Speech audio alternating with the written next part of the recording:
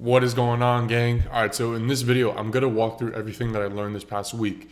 If you guys are interested in learning more about this, each week I send one email every Saturday or Sunday, and I legitimately sent out everything that I learned from YouTube videos, podcasts, books, life, all on this one newsletter. So wallstreetpoppy.substack.com, go and check it out. All right, so the first thing here, I'm just going to walk through it.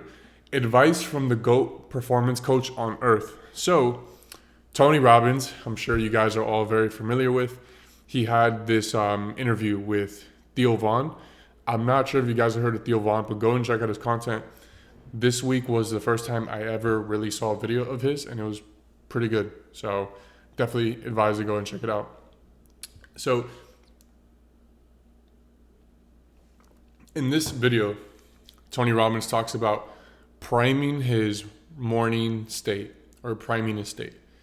And what is this, right? So the idea is usually as us individuals, especially nowadays with social media, we tend to be very distracted. The first thing we usually do is like go and check our phone, check our notifications, check social media.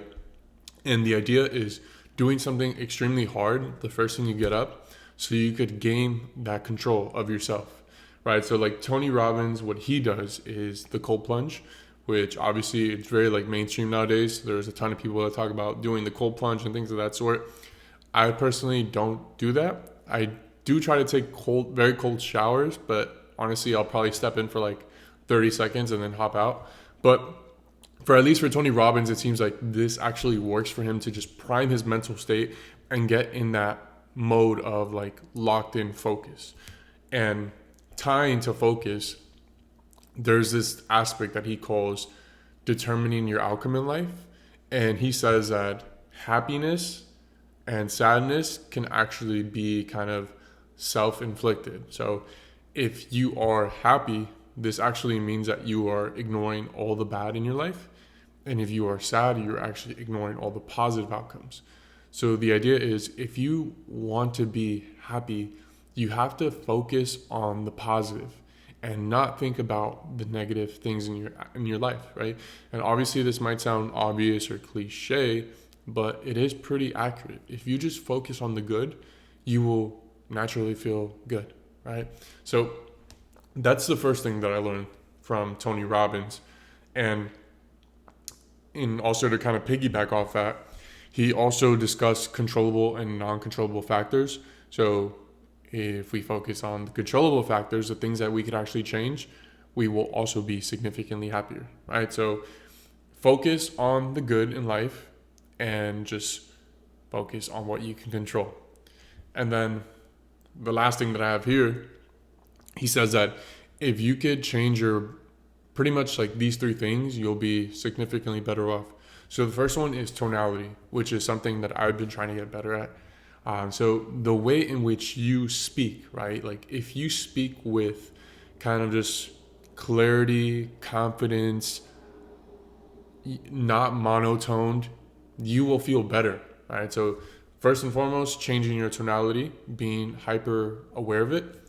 Second one is posture, right? So like your body language. So right now, kind of slouched down.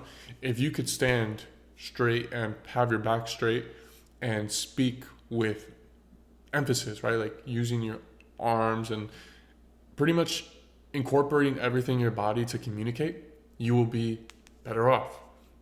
And then the last one that he talked about here was breathing. So he says like a lot of breathing exercises help him out, just kind of gain that focus or gain that clarity in his mindset of just like being at ease. So that's another powerful thing that he mentioned. But those biochemistry things are something that we kind of just brush off a lot of times. You know, we kind of think of it as very kind of phony things, but in reality they are helpful and they are true if we consistently remind ourselves. So that's kind of like a note to self for me this week. I want to make sure I am hyper aware of these things, right? So that's the first thing. The second thing here, becoming Mark Cuban 101. So this is also a takeaway from the Tony Robbins Theo Vaughn video. And Tony Robbins was talking to Theo Vaughn about different investment types, right? And in this one in particular, he was saying like, look, there's no better investment than like having ownership in a sports team. And he went on to explain that there's actually ways for individuals like us to buy ownership in sports teams, like a very small percentage, obviously, but there is a way. And I believe that way was through private equity. But long story short, I'll just cut through that and kind of explain the reasoning why sports is amazing, right? In terms of like these individuals investing in it. So for one, the average annual return of sports teams in NBA, MLB, NFL is 18% annually, which is double the stock market, right? So stock market on average makes 9% a year. Sports teams seem to make 18% a year, which is huge. The second aspect of sports teams that's actually very interesting is that there's no correlation to any other market, right? Like if the stock market is performing well or poorly, it doesn't really determine what happens in sports. And also in recessions, pandemics, player lockdowns, it always seems to perform fairly strong. Now, the main reason behind this is, for one, it's a monopoly, right? So these sports entities, specifically like NBA, NFL, MLB, they have a monopoly in their city. There's no other competitor, right? And this creates diehard loyal fans for those organizations when you have generations upon generations that have been, let's say the fan for the Miami Dolphins, right? So like memorabilia, jerseys, ticket sales, all of this is factored in, and the biggest breadwinner is advertisements by far. So there was research that showed that the top 100 shows in TV right now, 92 of them are sports, right? So out of all the shows, sports is 92 out of the top 100. And this makes sense, right? Like everything is kind of transitioned over to streaming services. So that's the first thing. And people are actually still willing to watch sports on TV, right? So this translates to making a shit ton of money through advertisements. And one of the interesting things about this is that Tony Robbins said his friend bought the Dodgers, I think it was for like $2 billion, which at the time people were saying he overpaid by $1 billion.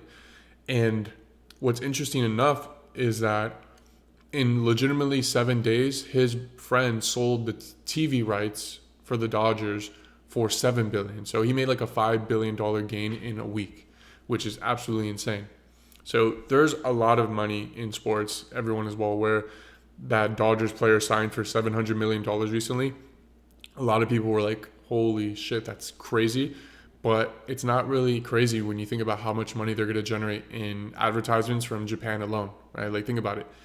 This massive player, arguably the best two-way player we've ever seen in baseball, is from Japan. And now they can make a lot of money advertising in his country, right? So a lot of money in sports, kind of just like one of those things I want to touch up on and make it kind of aware that this is going on, right? The third thing here, defining your fear will 100x your life. So we all have something that we procrastinate in our lives. And, typically what Tim Ferriss says, and this is directly from Tim Ferriss, so shout out to Tim. He says that people will choose unhappiness versus uncertainty, right? So like meaning we won't take that risk. We won't do that job. We won't take that risk on that business because we have this doomsday worst case scenario that if it doesn't go right, we will, lose everything, be homeless, et cetera, et cetera. But in reality, he says people are really bad at projecting their worst case scenario. So like the first thing we need to do is objectively define what is that worst case, right? So like, let's say you quit your current job to launch that business, right? Let's say it doesn't work out. What is the probability that you could get a similar job that you currently have, right? So like most people forecast that, oh no, that's it, it's over. But in reality, you could probably find a similar job if, you looked and